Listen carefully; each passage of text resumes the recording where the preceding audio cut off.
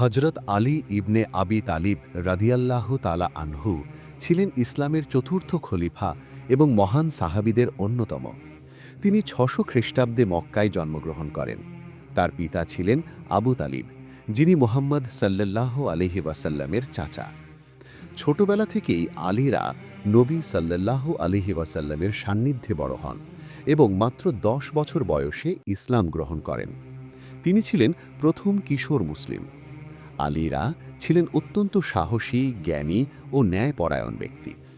ইসলাম রক্ষার জন্যে তিনি বদর, উহুদ, খন্দক সহ অনেক যুদ্ধে অংশগ্রহণ করেন এবং অসাধারণ বীরত্ব প্রদর্শন করেন।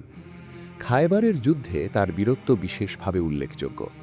তিনি ছিলেন নবী সাল্লাল্লাহু আলাইহি ওয়াসাল্লামের ঘনিষ্ঠ সঙ্গী এবং পরে নবী সাল্লাল্লাহু আলাইহি ওয়াসাল্লামের কন্যা ফাতিমা রাদিয়াল্লাহু তাআলা আনহাকে বিয়ে করেন। ৬৫৬ খ্রিস্টাব্দে তিনি ইসলামের চতুর্থ খলিফা হন।